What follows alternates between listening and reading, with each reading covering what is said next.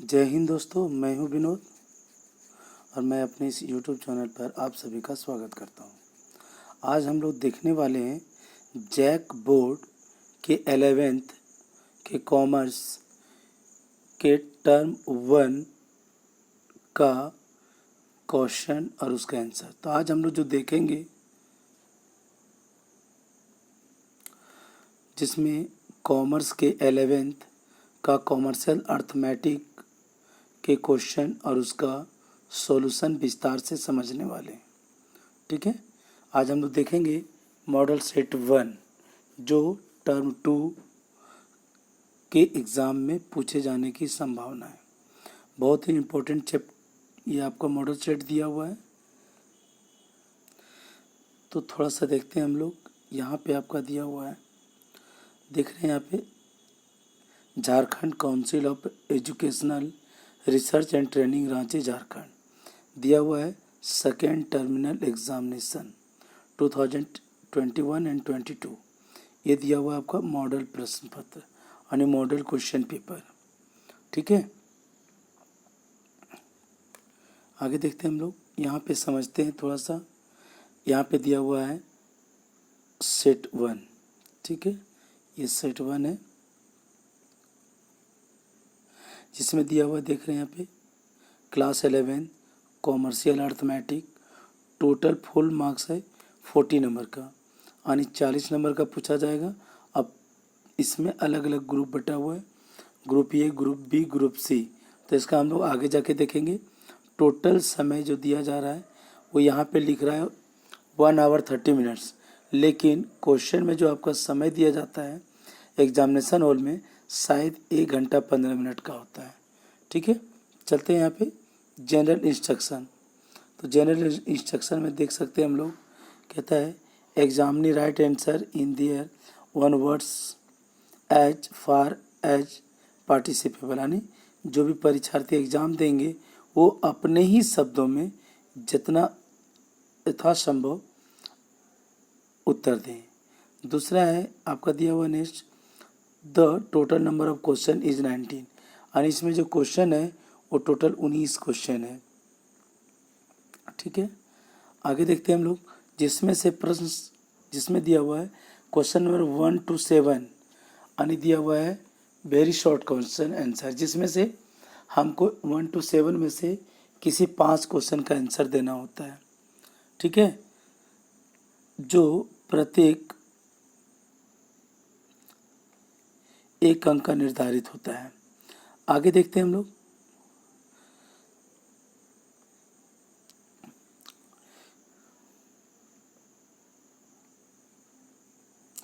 यहाँ पे question number दिया हुआ है 8 से 14। तो इसमें क्या है 8 से 14 में आपका दिया हुआ है 7 क्वेश्चन। 7 में से देख रहे हैं यहाँ पे यानी 5 क्वेश्चन का आंसर देना है। जो एक क्वेश्चन का जो मार्क्स है वो 3 मार्क्स है। ठीक है, यानी 5 या 15 नंबर का यहाँ पे हमको बनाना है। और जो नेक्स्ट आपका है 15 से 19 क्वेश्चन नंबर का, यहाँ पे किसी 3 प्रश्न का उत्तर देना है और प्रत्येक प्रश्न का जो मार्क्स है वो 5 मार्क्स का है। ठीक है, समझ में आया यहाँ पे सिलेबस।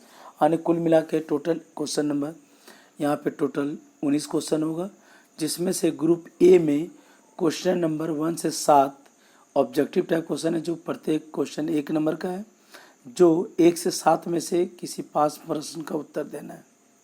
बी ग्रुप में है क्या 8 से 14 तक, इसमें भी 7 क्वेश्चन है लेकिन किसी 5 प्रश्न का उत्तर देना है और एक प्रश्न का जो उत्तर है वो 3 मार्क्स का है। तो 5 × 3 × यानी 15 यानी 15 मार्क्स का यहाँ है। जो आपका नेक्स्ट क्वेश्चन है 15 से 19 है।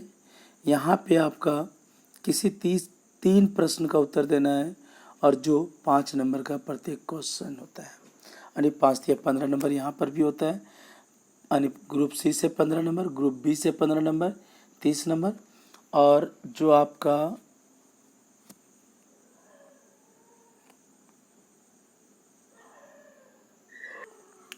चलते हैं क्वेश्चन नंबर 1 देखते हैं।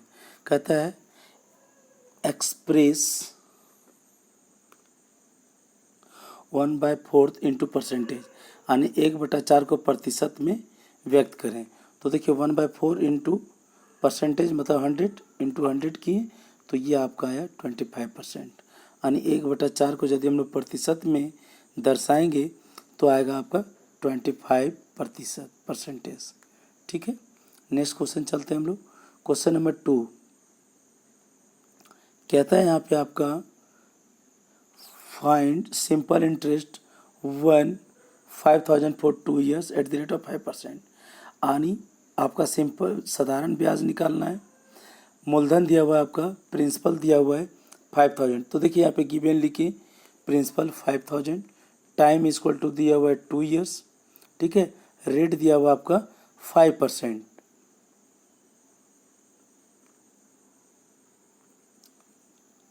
तो यहाँ पे 5% दिया हुआ है, प्रिंसिपल है, ये टाइम है और इंटरेस्ट इक्वल टू वाट। ठीक है, चलते हम लोग थोड़ा सा आगे। चूँकि हम लोग जानते हैं कि इंटरेस्ट इक्वल टू होता है P into T into R, यानी principal into time into rate by 100। तो P इक्वल टू दिया हुआ है 5,000, T इक्वल टू दिया हुआ है 2 ईयर्स और R बराबर दिया हुआ है 5%, तो 5/100। तो इसको जब हम लोग सॉल्यूशन करते हैं तो ये आता है आपका सॉल्यूशन करने के बाद 500। ठीक है, चलते हैं नेक्स्ट हम लोग। नेक्स्ट क्वेश्चन है a shopkeeper sells a mobile for 12,000 costing 9,600, what is his profit या लॉस। कहता है क्या एक व्यक्ति है, एक व्यापारी है जो एक मोबाइल 9,600 में खरीदता है और 12,000 में बेच देता है। ठीक है, तो यहाँ पे हम मेरा परचेज प्राइस भी दिया हुआ है, परचेज प्राइस यहाँ पे दिया हुआ है और सेल्स प्राइस दिया हुआ है।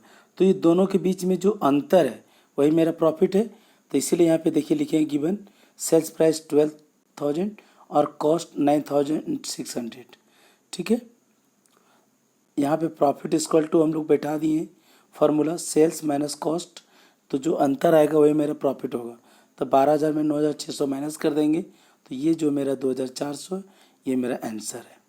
ठीक है, चलते हैं आगे।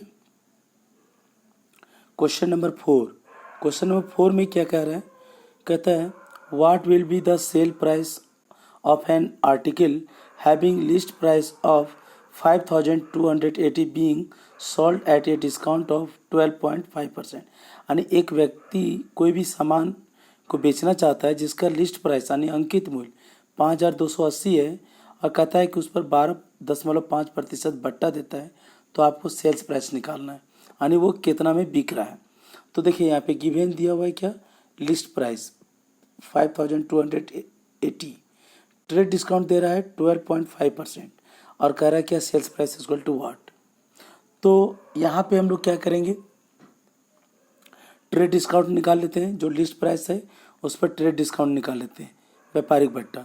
तो ट्रेड डिस्काउंट इक्वल टू होता है list price into rate by 100। तो लिस्ट प्राइस दिया हुआ है यहाँ पे 5,280 इंटू 12.5 बाय 100। तो हम लोग क्या किए, दशमलव को हटाएं तो नीचे हम लोग इंटू 10 कर दिया यानी 10 बैठाएं। जब इसको सॉल्व किए तो आया 660 यानी 660। तो हम लोग क्या किए 5,280 यानी 5,280 में 660 रुपये मेरा क्या है ट्रेड डिस्काउंट। ठीक है, तो हम लोग सेल्स प्राइस इक्वल टू पता है कि list price minus trade discount. तो लिस्ट प्राइस आपका है 5,280, इसमें 660 रुपये माइनस कर देंगे तो 4,620 जो है ये आपका आंसर होगा। ठीक है, चलते हैं आगे।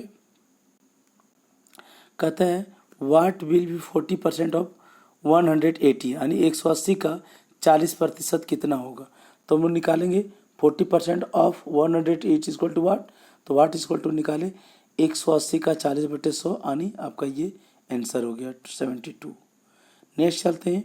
कहता है what will the interest if amount 11,500 and principal 8,800। कहता है कि ब्याज क्या होगा यदि अमाउंट यानी मिश्रधन, अमाउंट इस दिया हुआ है मिश्रधन 11,500 और प्रिंसिपल यानी मूलधन दिया हुआ 8,800। तो जो ये दोनों के बीच में होगा वही मेरा ब्याज होगा।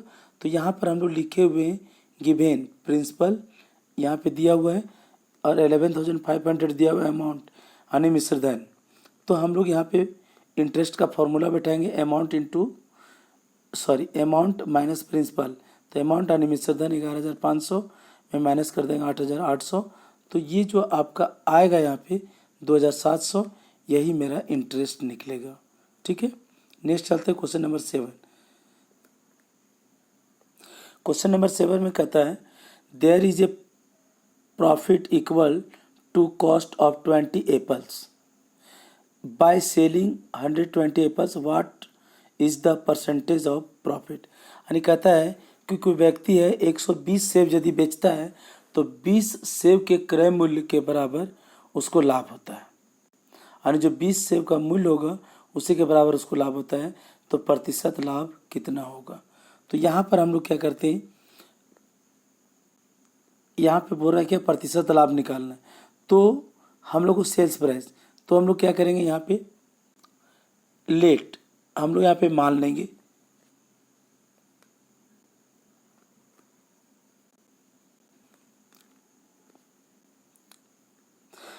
यहाँ पे सेल्स प्राइस ऑफ 1 एप्पल, यानी एक सेब का जो सेल्स प्राइस है वो 1 रुपया है। देन सेलिंग प्राइस ऑफ 120, यानी एक सेब का विक्रय मूल्य जब हम 1 रुपया माने तो हम बेच रहे हैं कितना 120 सेब।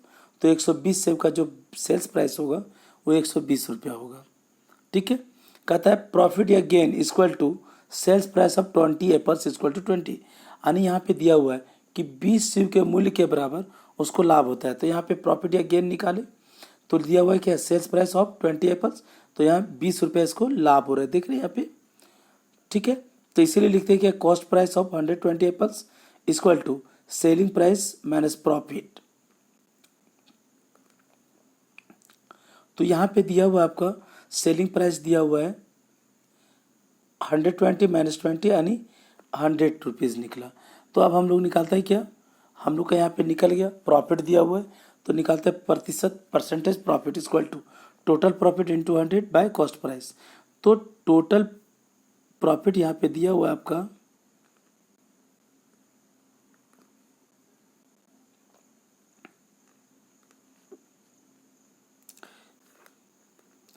यहाँ पे टोटल प्रॉफिट, तो टोटल प्रॉफिट यहाँ पे क्या है 20 इंटू 100 और बाई 100, यहाँ पे निकला हुआ कॉस्ट प्राइस। तो ये 100 चला गया तो आपका क्या हुआ यहाँ पे 20% आपका आंसर हो जाएगा। ठीक है, चलते हैं हम लोग आगे। क्वेश्चन नंबर 8 कहता है due to increase in the bus fare by 25%, यानी किसी के बस के भाड़ा में अगर 25% की वृद्धि कर जाती है तो fault of 40% in the number of passenger, यानी जब किसी किराए में अगर बस के किराए में 25% की वृद्धि कर देते हैं तो जो पैसेंजर है वो 40% कम हो जाता है, यानी 40% कम हो जाता है। तो कहता है find the percentage of decrease in the income, तो उसका जो इनकम है वो कितना प्रतिशत घट जाता है यानी कम हो जाता है। तो यहाँ पर हम लोग क्या कर रहे हैं, यहाँ पे लेट कहता है लेट हम लोग मान लेंगे फेयर बिफोर इंक्रीज 1 रुपीज़ पर पर्सन, यानी जो भाड़ा बढ़ता है उसके पहले उसके पहले जो इंक्रीज हो रहा है वो बिफोर इंक्रीज 1 रुपीज़ यानी 1 रुपया फेयर है। तो टोटल पैसेंजर कितना है 100, हम लोग यहाँ पे मान लिए कि टोटल पैसेंजर 100 है। तो टोटल ओरिजिनल रेवेन्यू यानी 1 रुपया 1 पर्सन पर आता है, तो हम लोग टोटल कितना माने 100 पैसेंजर, तो 100 रुपया आएगा मेरे पर यहाँ पे। अब कहता है कि फेयर जो है वो 25% बढ़ जाता है, तो हम लोग क्या करेंगे 1 रुपये का 25% बढ़ा देंगे तो हो जाता है यहाँ पे 1 रुपया प्लस 1 रुपये का 25/100, यानी एक टिकट जो मूल्य बढ़ जाता है तो 1 रुपया के बजाय 1 रुपया 25 पैसा हो जाता है। ठीक है, उसके बाद क्या है, अब हम लोग कहता है इसी नाउ कहता है number of passenger after increase in fair, यानी जब फेयर बढ़ जाता है तो पैसेंजर कितना होगा। तो पैसेंजर हम लोग पहले 100 माने थे, अब 40% घट जाएगा, तो इसका मतलब है कि अब मेरा 60 पैसेंजर हो जाएगा, क्योंकि 100 में से हम लोग क्या करेंगे 40% माइनस कर देंगे, तो 100 का 40% इक्वल टू 40, तो यानी 60 पैसेंजर बचा। तो अब देखिए हम लोग यहाँ पे क्या करते हैं कि 60 पैसेंजर बचा, और जब भाड़ा बढ़ जाता है तो एक टिकट का दाम जो है 1 रुपया 25 पैसा हो जाता है। तो 60 पैसेंजर है मेरा, तो 60 पैसेंजर का जब देखते हैं तो ये 75 रुपया होता है। ठीक है, यानी 60 पैसेंजर जब मूल्य बढ़ जाता है तो टोटल जो मेरा इनकम है वो 75 रुपया है। तो आपको पूछता है यहाँ पे, तो हम लोग का इंक्रीज या डिक्रीज कितना हुआ। चूँकि पहले देखिए 1 रुपया था तो 100 पैसेंजर में 100 रुपया होता था। अब क्या है कि जब भाड़ा बढ़ गया तो 60 पैसेंजर होता है, तो उससे हमको केवल 75 रुपया आता है। तो ये 75 रुपया, तो यहाँ पे जो मेरा घट रहा है इनकम वो 25 रुपया घट रहा है, क्योंकि यहाँ पे लिख रहा है रेवेन्यू बिफोर इंक्रीज फेयर। तो बिफोर इंक्रीज जब नहीं बढ़ता है किराया तो 100 रुपया मिलता है, और जब किराया बढ़ जाता है तो पैसेंजर घट जाता है तो हमको केवल 75 रुपये मिलता है। तो इस तरह से जो डिक्रीज है इनकम वो 25 है। तो कहता है कि इसीलिए प्रतिशत डिक्रीज पूछ रहा है, परसेंटेज डिक्रीज। जैसे हम लोग निकालते हैं परसेंटेज प्रॉफिट, परसेंटेज लॉस, तो यहाँ पे परसेंटेज लॉस की तरह चलेगा। तो यहाँ पे लिख रहा है परसेंटेज डिक्रीज इनकम। तो डिक्रीज वैल्यू जो हम लोग का है वो है कितना 25 into 100 but A total fair before increase. तो यहाँ पे 25 इंटू 100 बाई 100, इसका मतलब 25% होगा यहाँ पे। ठीक है। 9 क्वेश्चन में पूछ रहा है the cash price of A cooler is 5600, a customer पे 2400 immediately and the remaining is paid in 12 monthly installment of ₹300 per month. Find the rate of simple interest. कहता है कि एक व्यक्ति है जो एक कूलर खरीदता है 5600 का, जिसमें से 2400 तुरंत दे देता है। तो 5600 में 2400 दे दिया, तो यहाँ पे देख रहे लिखा हुआ है कैश प्राइस 5600, कैश पेड दे रहा है 2400, तो रिमेनिंग अमाउंट जो बच रहा है वो 3200। ये 3200 जो बच रहा है वो कहता है क्या 300 रुपये पर मंथ दे रहा है, अब 12 महीना, तो टोटल कितना दे देता है 3600 दे देता है रिमेनिंग पेड अमाउंट। तो 3600 देना है, ये दे रहा है कितना 3600, लेकिन बचा कितना था 3200, तो इसका मतलब 400 इंटरेस्ट दे रहा है। इसलिए यहाँ पे इंटरेस्ट हम लोग निकाले हैं,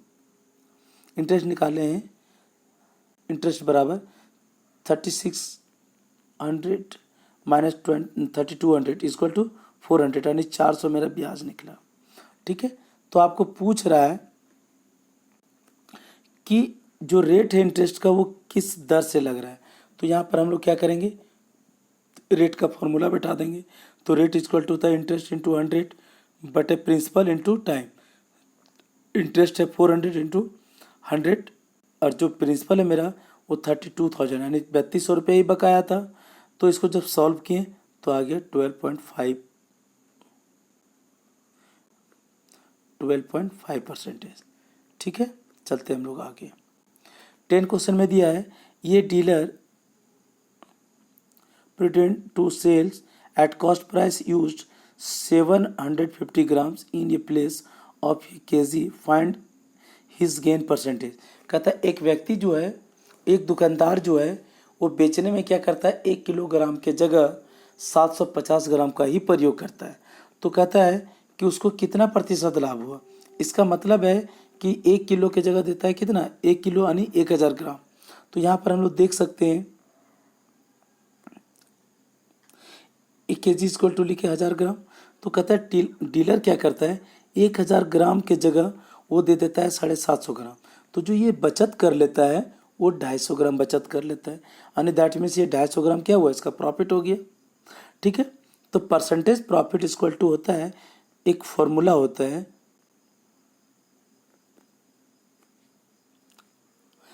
जिसमें परसेंटेज प्रॉफिट इक्वल टू होता है ईरर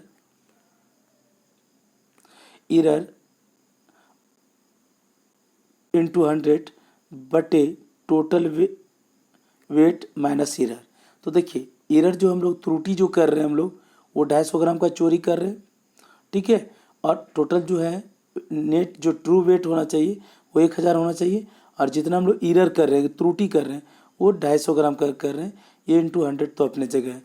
तो ये जब हम लोग लिखते हैं तो 250 यानी 250 बटे 1000 में 250 घटाएंगे तो 750, और जब इसको सॉल्व करेंगे तो आता है 100/3 यानी 33/1/3% यानी 33.1/3%। ठीक है, चलते हैं आगे। 11th में कह रहा है क्या, A man gets 9,900 by selling his bike through a broker who charge brokerage at the rate of 1%. Find the amount of brokerage and the selling price of bike.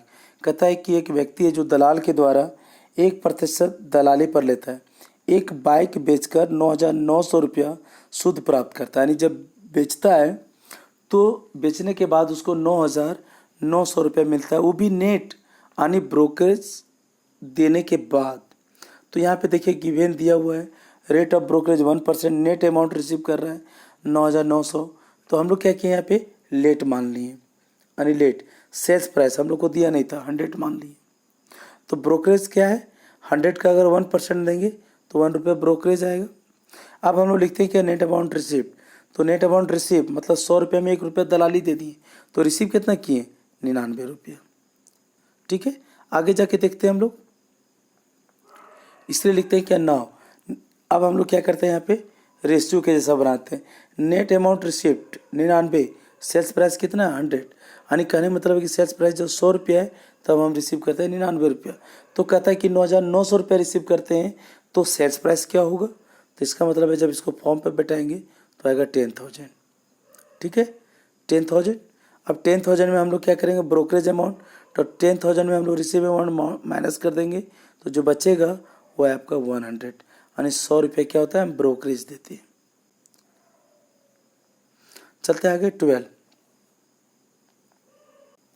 12 में दे रहा है an amount becomes 25,200 in 2 years and 70,000 in 5 years. Find the amount and rate of interest. यानी कहता है कि कोई व्यक्ति है जो साधारण ब्याज की दर से लगाता है ब्याज पर, और 2 वर्ष में 25,200 और 5 वर्षों में 27,000 हो जाता है। यानी ये मिश्रधन दिया हुआ है, 2 वर्ष के बाद वो 25,200 हो जाएगा और 5 वर्ष के बाद हो जाएगा 27,000। तो कहता है वह धन यानी वह मूलधन ज्ञात कीजिए और दर ज्ञात कीजिए ब्याज का। तो यहाँ पर हम लोग देख सकते हैं गिवन दिया हुआ है 2 ईयर्स अमाउंट दिया हुआ है 5 ईयर्स, तो प्रिंसिपल इक्वल टू वाट और इंटरेस्ट इक्वल टू वाट। तो यहाँ पर देखते हैं कि जो 3 ईयर इंटरेस्ट है, चूँकि 2 साल का मिश्रधन यहाँ पे दिया हुआ है और 5 साल का मिश्रधन, तो ये दोनों का जो अंतर है वो 3 साल का इंटरेस्ट होगा। तो इसलिए यहाँ पे लिखे 3 ईयर इंटरेस्ट इक्वल टू, आपको यहाँ पे दे रहे हैं, ये यहाँ पे थोड़ा सा गलती हो गया, 27,000 हो गया यहाँ पे।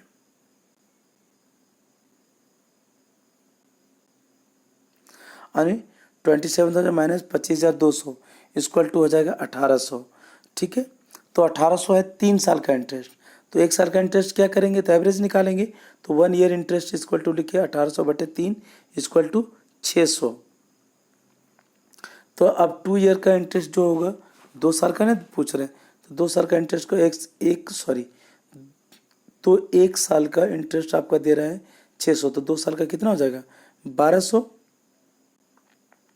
तो कहता है 2 ईयर प्रिंसिपल, तो 2 ईयर प्रिंसिपल क्या होता है, तो जो हम लोग माइनस किए देख रहे हैं यहाँ पे 2 ईयर्स का मेरा मिश्रधन यानी अमाउंट इक्वल टू दिया हुआ था 25,200, तो वहीं यहाँ पे लिख रहे हैं 2 years principal equal to 2 years amount यानी 2 साल का मिश्रधन माइनस 2 साल का इंटरेस्ट। तो 2 साल का इंटरेस्ट मेरा यहाँ 1,200 निकल चुका है, और 2 साल का जो मूलधन है वो 25,200 दिया हुआ है। तो 25,200 में 1,200 में हम लोग क्या करेंगे, ब्याज को माइनस कर देंगे, तो बचेगा कितना 24,000। तो ये 24,000 जो है मेरा वो मूलधन होता है। अब कह रहा है कि रेट ऑफ इंटरेस्ट क्या है, तो रेट ऑफ इंटरेस्ट जाने के लिए हम लोग रेट ऑफ इंटरेस्ट का फॉर्मूला बैठाते हैं। तो रेट ऑफ इंटरेस्ट का फॉर्मूला होता है, rate of interest equal to होता है इंटरेस्ट इंटू 100 बटे प्रिंसिपल इंटू टाइम, यानी ब्याज गुने 100 बटे मूलधन गुने समय।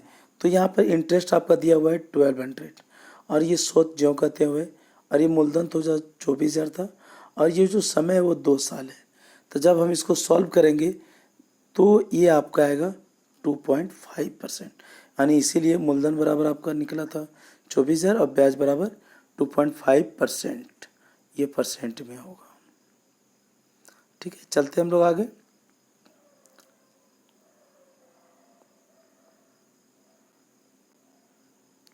Question number 13। क्वेश्चन नंबर 13 में कहता है a retailer wants to make 25% profit on selling price if the purchase price of an article is 4500, find out the selling price and total profit.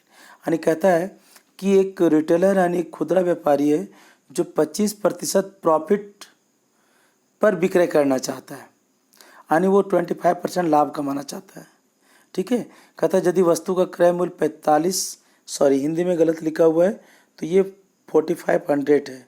ठीक है, तो ये गलत दिया हुआ है यहाँ पे, ये 4500 होगा। तो कहता है क्या सेल्स प्राइस और टोटल प्रॉफिट ज्ञात कीजिए आप। तो ये तो बहुत आसान सा क्वेश्चन है।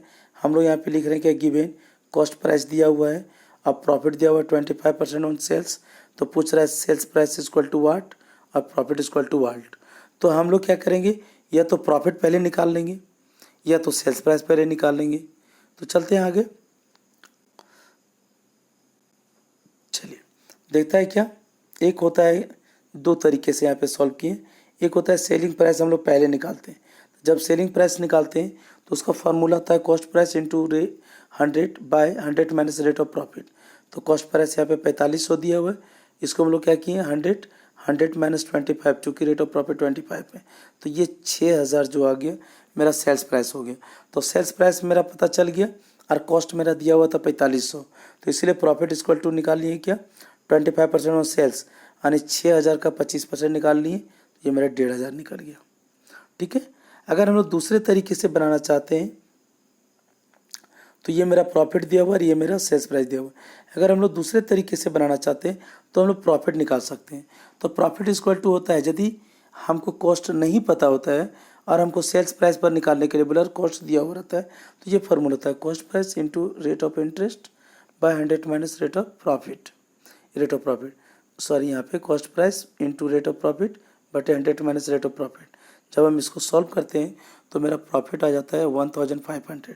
तो इसलिए सेल्स प्राइस इक्वल टू, तो सेल्स प्राइस इक्वल टू हो जाएगा cost price plus profit, that is sales price. तो जब हम इसको सॉल्व करेंगे तो ये 6000 आ जाएगा आपका। ठीक है, चलते हम लोग आगे। क्वेश्चन नंबर 14 देखते हैं। कहता है क्या an agent has 2 option, either get a fixed salary of 1000 per month plus 5% commission on sales या 25% commission on sales, which offer he should accept if average monthly sales are 12000। यानी कहता है कि एक एजेंट है जिसके पास 2 विकल्प है। पहला ऑप्शन क्या है 1000 रुपये प्रति महीना और विक्रय पर 5% कमीशन लेगा, और दूसरा ऑप्शन देता है कि नहीं जितना टोटल सेल्स करेगा उसका 25% इसको कमीशन मिलेगा। तो कहता है कि वह एजेंट किस शर्त को पहले मानने के लिए तैयार होगा। तो हम लोग चलते हैं ऑप्शन 1। तो यहाँ पे हम लोग को गिवन दिया है एवरेज मंथली सेल्स दिया हुआ है 12000, ये दिया हुआ है, देख रहे हैं यहाँ पे 12000 दिया हुआ है। ऑप्शन 1 में कहता है salary 1000 per month plus commission at the rate of 5%। तो जब सैलरी और कमीशन निकालते हैं तो ये आता है 1600। ठीक है, अब चलते हम लोग ऑप्शन 2। तो ऑप्शन 2 में कहता है क्या 25% ऑन सेल्स। तो सेल्स आपका 12000 है, तो 12000 का 25% निकालेंगे तो कितना हो गया 3000। देखिए 3000 इसको कमीशन मिल रहा है यहाँ पे, और पहले ऑप्शन के अनुसार इसको मिल रहा है 1600। तो उस एजेंट के लिए क्या है, एजेंट जो प्रिपेयर करेगा ऑप्शन 2 को प्रिपेयर करेगा, क्योंकि यहाँ उसको ज़्यादा कमीशन मिलेगा। नेक्स्ट चलते हैं हम लोग ग्रुप सी। क्वेश्चन नंबर 15 में कहता है a man give 35% on his sum of money of his son and 25% to daughter, 50% of the remaining gave donation to a school, still has 40,000 with him, find his total sum of money. कहता है एक व्यक्ति है, एक आदमी है जो अपने धन का 35% 35% अपने बेटे को देता है, 25% अपनी बेटी को देता है, और जो रिमेनिंग जो शेष बच जाता है उसका 50% स्कूल में दान देता है।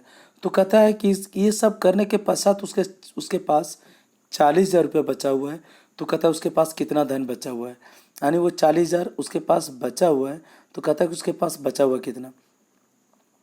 तो हम लोग यहाँ पे क्या करते हैं, हम लोग मान लेते हैं, यहाँ पे मानते क्या है कि a man had total amount equal to 100, चूँकि वही निकालना है। यानी ये मान लिए कि उस व्यक्ति के पास 100 रुपया है, तो 100 रुपये में क्या करता है 35% बेटा को दे देता है, यानी 100 रुपये में 35 रुपये बेटा को दे देता है, और 25% बेटी को देता है, यानी 25 रुपये बेटी को देता है।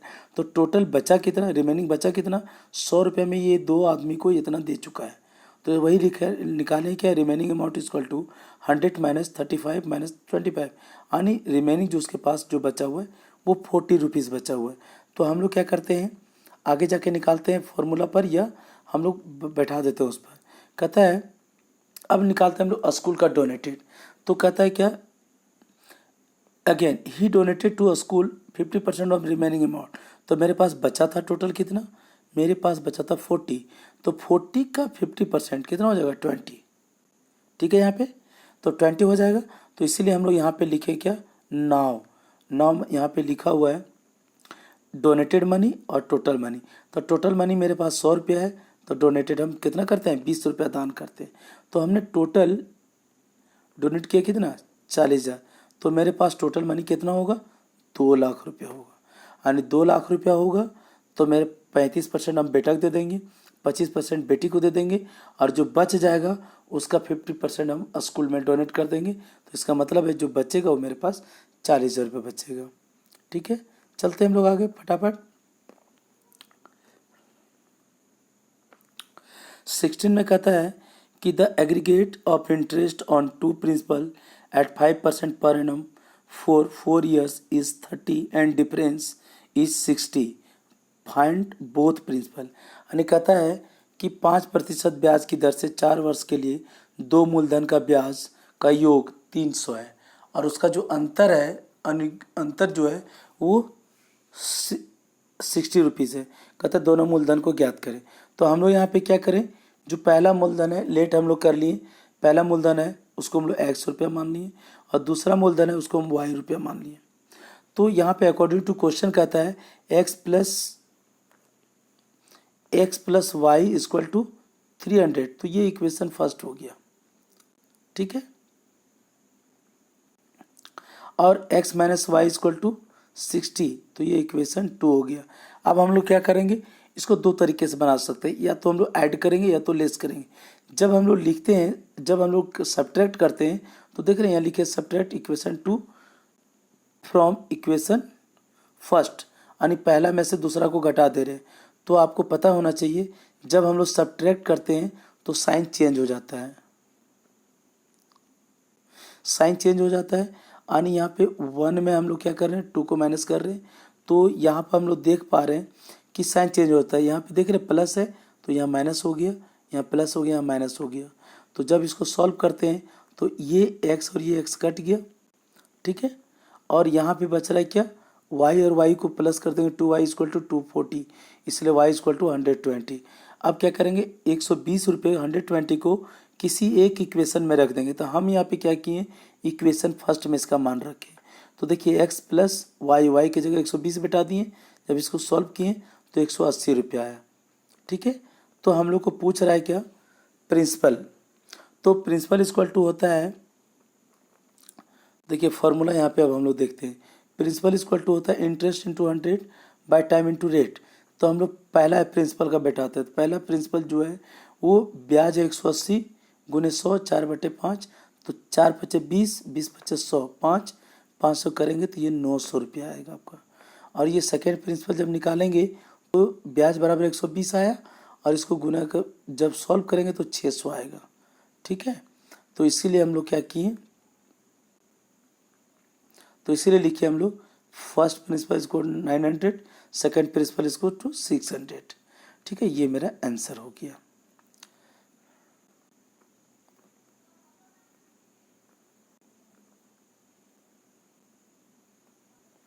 क्वेश्चन नंबर 17 देखते हैं। कहता है ये wholesaler sold a machine to shopkeeper at 20% profit. The shopkeeper sold it to a customer as to get 25% profit for himself. The difference between the selling price of the shopkeeper and that the wholesaler was found to rupees 1500, find the initial price of the machine. कहता है कि एक थोक विक्रेता है, एक machine 20% लाभ कर दुकानदार को बेचता है। दुकानदार क्या करता है, ग्राहक को 25% लाभ पर बेचता है। कहता है दुकानदार और थोक विक्रेता के विक्रय मूल्य में 1500 रुपये का अंतर है, तो मशीन का आरंभिक मूल्य क्या था। ठीक है, यानी प्रारंभिक मूल्य क्या था। चलते हम लोग यहाँ पे, तो यहाँ पे क्या किए हम लोग, क्या किए इंटिल यानी आरंभिक जो मूल्य है वो हम लोग मशीनरी का मान लिए 100 रुपया। देखिए यहाँ पे लेट लिखा हुआ है। तो प्रॉफिट ऑफ होलसेलर तो 20%, तो हम लोग क्या करेंगे 100 का 20% जब निकालेंगे तो क्या कहता है सेल्स प्राइस। तो जो सेल्स प्राइस है, प्रॉफिट मेरा हो जाएगा 20%, यानी 20 का 100 का 20 निकालेंगे तो 20 रुपीज़ निकलेगा। लेकिन हम लोग सेल्स प्राइस निकाल रहे हैं, तो सेल्स प्राइस क्या होगा 100 प्लस 100 का 20, यानी वो वस्तु जो हम लोग मान लिए थे कि प्रारंभिक मूल्य 100 रुपया, उसका विक्रय मूल्य 120 हो जाएगा। ठीक है, आगे चलते हैं। कहता है कॉस्ट प्राइस ऑफ शॉपकीपर 120, और ये 25% प्रॉफिट पर बेच रहा है, तो ये वस्तु का मूल्य हो गया कितना 150। तो कहता है difference between selling price and wholesaler and shopkeeper. तो देखिए ये 150 में क्या करेंगे 120 माइनस करेंगे तो 30 रुपये का अंतर आ जाएगा, यानी जो होलसेलर है और शॉपकीपर है उसके बीच में 30 रुपये का अंतर है। ठीक है, तो हमको पूछ रहा है क्या कि इसका प्रारंभिक मूल्य क्या होगा। तो हम लोग यहाँ पे लिखे इंटीरियल प्राइस, यानी प्रारंभिक मूल्य 100 रुपया है, तो प्राइस डिफरेंस है 30 रुपये का। तो जब ये 1500 का डिफरेंस है तो इसका प्रारंभिक मूल्य क्या होगा। तो इसको हम लोग जब निकाले तो इसका मतलब है कि प्रारंभिक मूल्य 5000 का था। क्वेश्चन नंबर 18 देखते हैं। A broker sold a property by taking 1/2% brokerage, that net proceeds was 15,920. If buyer gives 1/4% brokerage, then find the total brokerage received by broker. कहता है कि एक दलाल के द्वारा एक संपत्ति का विक्रय किया जाता है जिसका आधा प्रतिशत दलाली लेकर बेच देता है। शुद्ध प्राप्ति 15,900 रुपये का हुआ। तो कहता है कि यदि क्रेता 1/4% दलाली देता है क्रेता, तो बताओ दलाल ने क्या प्राप्त किया। यानी इधर से भी प्राप्त करता है और इधर से, दोनों तरफ से प्राप्त करता है। तो यहाँ पर देखिए हम लोग लिखेंगे गिवन ब्रोकरेज फ्रॉम सेलर। ये दिया हुआ है कि ब्रोकरेज जो सेलर से लेता है वो आधा प्रतिशत लेता है, और जो परचेजर से लेता है वो 1/4% लेता है, यानी दोनों जगह से ये ब्रोकरेज लेता है। तो हम लोग का दिया net amount received by the seller 15,920, यानी 15,920 दिया हुआ है। तो कहता है total brokerage equal to vast. तो हम लोग क्या करेंगे यहाँ पे, टोटल हम लोग यहाँ पे मान लिए लेट सेल्स प्राइस या सेल्स वैल्यू इक्वल टू 100। तो ब्रोकरेज 100 का हम लोग क्या करेंगे आधा % ब्रोकरेज देंगे, तो ये 0.5 यानी 50 पैसा निकला। और कहता है net amount received by the, तो हम लोग 100 रुपया में क्या हुआ 50 पैसा ब्याज दे दिए, तो रिसीव कितना किए 99 रुपया 50 पैसा। तो हम लोग अब आगे देता है सेल वैल्यू और नेट अमाउंट रिसीव्ड। तो देख रहे हैं यहाँ पे हम लोग देख पा रहे हैं कि सेल वैल्यू 100 माने थे, तो अमाउंट रिसीव किए थे 99 रुपये 50 पैसा। तो कहता है कि यदि हम 15,920 रुपये रिसीव कर रहे हैं तो ये मेरा क्या होगा सेल्स प्राइस क्या होगा। ठीक है, तो सेल्स हम लोग यहाँ पे वाट इक्वल टू निकालेंगे, तो 15,920 × 100, और जब इसको सॉल्व करेंगे तो ये मेरा 16,000 निकलेगा, यानी जो सेल्स प्राइस है वो 16,000 का है। ठीक है, अब कहता है सेल्स प्राइस पर ब्रोकरेज कितना होगा, तो ब्रोकरेज फ्रॉम सेलर तो 0.5% ऑफ सेल्स। तो इसका मतलब है कि 16,000 का 0.5% निकालेंगे तो 80 रुपया आएगा। ठीक है, अब आगे चलते हैं हम लोग। नेक्स्ट क्वेश्चन कहता है last a candidate got 42% votes and lost by 24 votes. यानी कहता है कि एक कैंडिडेट है जो 42% वोट लाता है लेकिन 24 वोट से वो चुनाव हार जाता है। कहता है find the total number of votes assuming there are only 2 candidates, यानी 2 ही कैंडिडेट हैं। ठीक है, तो देखिए कहता है कि जब पहला प्रत्याशी है वो 42% मत प्राप्त करता है जबकि 24 वोट से वो हार जाता है। ठीक है, तो हम लोग यहाँ पे मान लेंगे क्या, टोटल यानी टोटल नंबर ऑफ वोटर पोल, यानी जो टोटल पोलिंग हुआ, वोट मतदान हुआ, वो हम लोग क्या किए, एक्स मान लिए।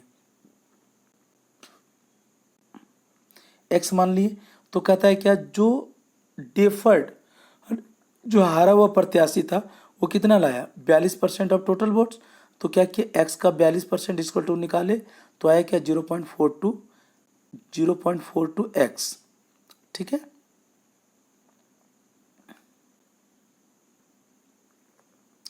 तो जब यहाँ पे आया तो इसका मतलब है कि वो जो हार गया वो कैंडिडेट इतना लाया।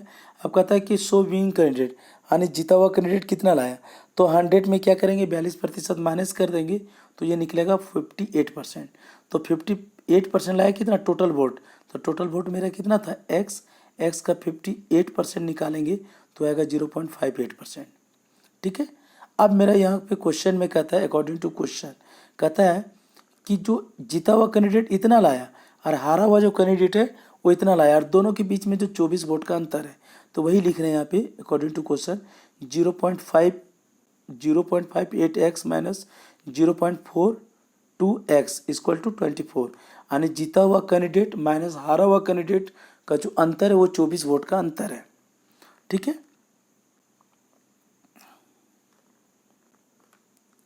तो जब हम इसको सॉल्व करेंगे तो ये आपको इसको सॉल्व करेंगे तो ये क्या होगा, ये x हम लोग यहाँ कॉमन ले लेंगे, इसको ज्यों करते हो छोड़ देंगे, ये बराबर ज्यों करते हुए x इधर कॉमन गया तो इसमें से माइनस किए तो आया 0.16 इक्वल टू, इसीलिए x इक्वल टू निकालेंगे 24/0.16। तो ये जो दशमलव है, यानी इस दशमलव को हटाएं तो ऊपर क्या किया, 20 बैठ गया। तो इसका मतलब है कि 2400/60 हो जाएगा। तो वही चीज़ यहाँ पे आया हुआ है आपका। ठीक है, तो इसको जब हम लोग सॉल्व किए तो आया कितना, 150। इसीलिए कहता है कि total votes poll equal to x, x equal to आया मेरा कितना, 150। इसका मतलब टोटल जो वोट हुआ था वो 150 वोट हुआ था।